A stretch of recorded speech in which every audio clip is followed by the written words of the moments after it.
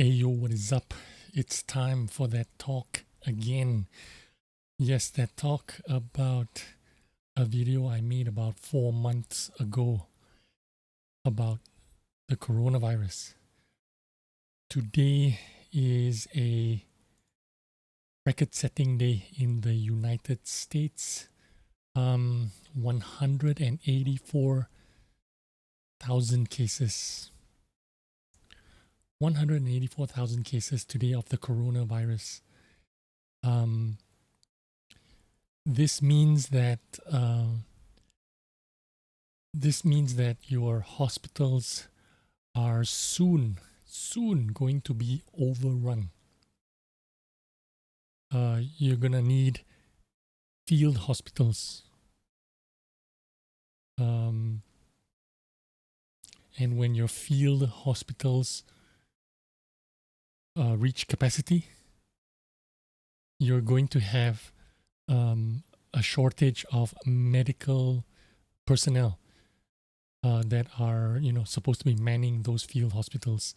You are quickly running out of capacity right now, and there will come a point when, if you contract the coronavirus, you will be literally left to die. Because that's exactly what's happening right now. We are running out of capacity. More and more cases are, they're growing everywhere. And, doctors are already being documented refusing to attend to patients in what they call hot boxes. Hot boxes is like a ward or a facility where only the COVID patients are put there. I've seen viral videos of nurses complaining about doctors unwilling to even enter these so-and-so called hot boxes, the rooms where all the COVID patients are put together. So they're literally left out to die. I've seen video testimonials of nurses bearing witness to these events. Now, if you live online, like most gamers, there's very little that our community, I'm not just saying World of Tanks community, I'm saying video gamers, streamers or whatever, YouTubers, very little that they are doing, people are doing to educate or to shed light into the situation. If you watch your favorite streamers and your YouTube channels, there's very little on this subject, very little awareness creation. There's even very little acknowledgement that this is going to change your lives forever. People that make car videos. I watch a lot of car videos like Cletus McFarland. I watch Demolition Ranch for some pew-pews. All the redneck yippee-ki-yay motherfuckers, nobody is talking or nobody is even demonstrating about the seriousness of the situation. Nobody is making content about how they prepare themselves or how they keep their families safe from this virus. So today we are going to talk about the current situation of COVID and how to prepare and what to expect for the next 6 months / 1 year. Now, you can see in this video, I made this video about 4 months ago. I made a couple of predictions. I made, everything I said about in this video came true. Now, there are some minor changes. So there are some changes to my predictions.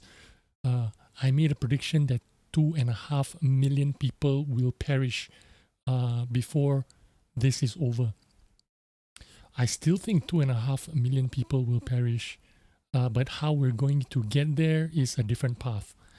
I still think 2.5 million people are going to lose their lives because of this virus. Now, the prediction that I made was based on the efficacy of the vaccine, 70% efficacy. That is the standard the CDC or the FDA makes for approval of a vaccine. It needs to be effective to 70% of the people that take it. Today, right now, it's confirmed that there is a Pfizer-made vaccine with 90% efficacy. So it's going to work 90% of the time. With this new development, the new mortality prediction should be adjusted to 1.9 million. So my model says 1.9 million people will die, but I strongly believe that 2.5 million people will still die because there is a large portion of the global populace that is still living in denial. Here's where we are today. Okay, today 1.3 million people are dead around the world. Right now we are already halfway there. Let's just take a look at the map. Let me tell you what's going on first. Right now in the United States, the hotspots is the entire United States is a hotspot. But the places that are taking the biggest brunt is California, Texas, Florida. Illinois is taking a big hit right now, and everything around Illinois. Iowa, Wisconsin, Michigan, Ohio, Indiana, Missouri, even Minnesota. So the entire United States is a hotspot, and it's really, really bad right now. But we're only 11 months into the pandemic, and 1.3 million people worldwide are already dead. So it's very easy to believe that we can reach this 2.5 million mark that I predicted. Very easy. Because, we have to endure another year of this, right? All the models are suggesting it's going to take at least one more year from now before everyone gets vaccinated. Now, based on the logistics projection that it will be by the end of 2021 before most people can get a vaccine. I think, reaching 2.5 million mortality rate is actually quite a conservative number, as sad as that may be. Now, right now, from Pfizer, it looks like they have a good candidate, and it looks like by the end of 2021, most people can get this vaccine.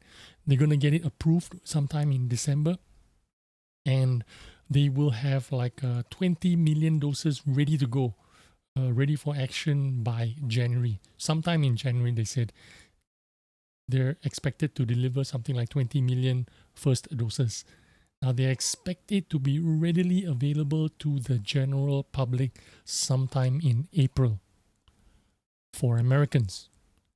Now, if you're not American, that's tough luck.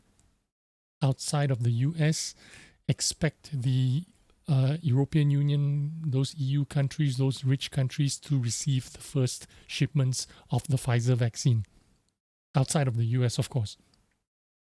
So if you're in EU, South America, Africa, Southeast Asia, expect the first shipments of the Pfizer vaccine sometime in June?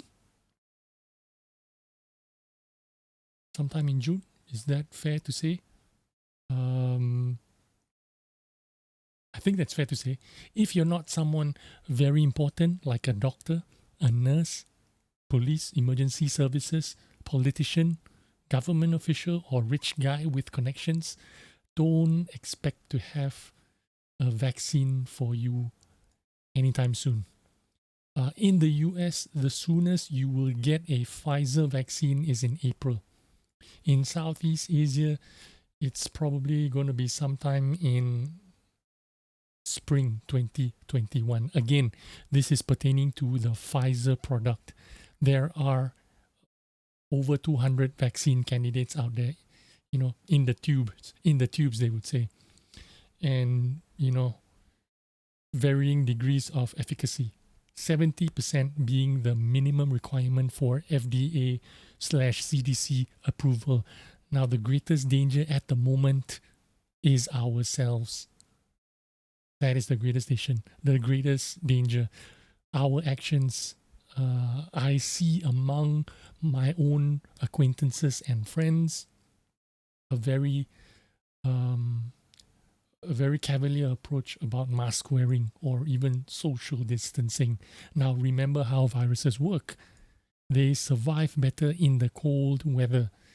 Maybe moisture in the air can keep the virus suspended longer for longer periods. I don't know. I'm not a doctor. I'm not an infectious disease expert. But as they say in Game of Thrones, winter is coming. During the winter months, people will be indoors more. As you turn on the heaters, there will be less ventilation because you want to keep warm, right? You don't want cold air to take away your heat. So it's only logical. Suspended particles, droplets, aerosol, they will linger in the air indoors for longer periods. People will be in closer proximity to each other for extended periods of times. Social distancing will be more difficult to practice.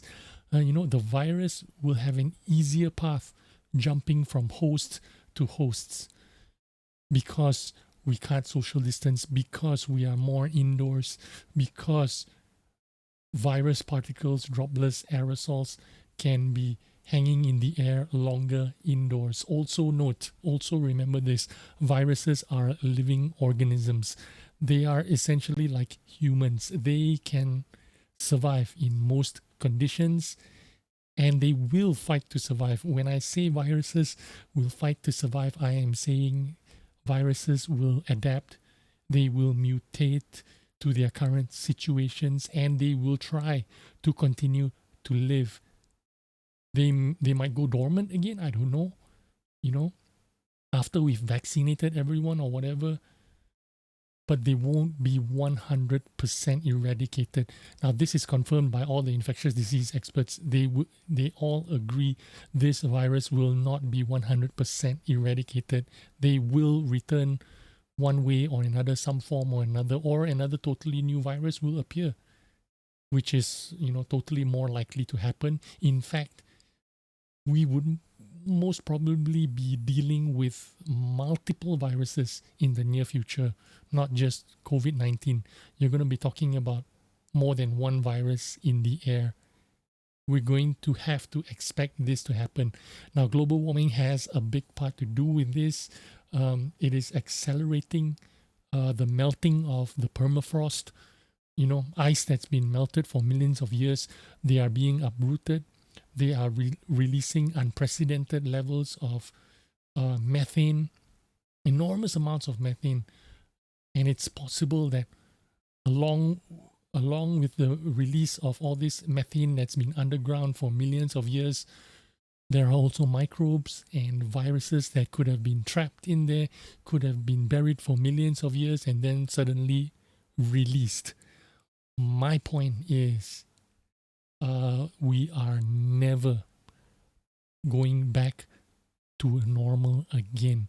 In some form or other, we are going to be taking extra precautions, mask wearing, social distancing, large crowds. This is going to be the general practice from now onwards until something else changes. But this is going to be our immediate future. I am talking about 5 years from now. It is not going to be the same like a year ago. We are not going to be expected to gather in crowds and take so much risks regarding airborne diseases. We need to prepare to change our lives and adapt to these situations. Our future, our children, our grandchildren, they're not going to behave the same way as we do anymore. The way I see things are going, unless we can somehow accelerate our ability to produce or make vaccines, to come up with vaccines as soon as there are new viruses floating around in the air. So be prepared, get yourself ready. Now, I don't mean to scare you, panic you, or alarm you. I mean to educate you and help you think have a little bit more concern, not just for your own safety. I know a lot of people are young, healthy, they can probably overcome a virus, but your parents might not be able to. Your grandparents might not be able to. The older people are, the more vulnerable they are because they have less antibodies, because they have, they are less, they are less immune to diseases and stuff like that. So you need to think about the people that you care about, the people you love. So thanks for watching. I hope you took some information and found this valuable. I'm sorry to bug you about, coronavirus and whatnot, but I hope this sheds some light, and, we can take care of each other. We can still continue to enjoy our lives and have, relatively normal lives. But first, we need to get over this hump. Make sure that we get less people infected, less people in the hospitals. If too many people are infected and in the hospitals, we are going to run out of capacity to treat these people and to help them get better. So thanks for watching. I will see you on the next video. Bye-bye.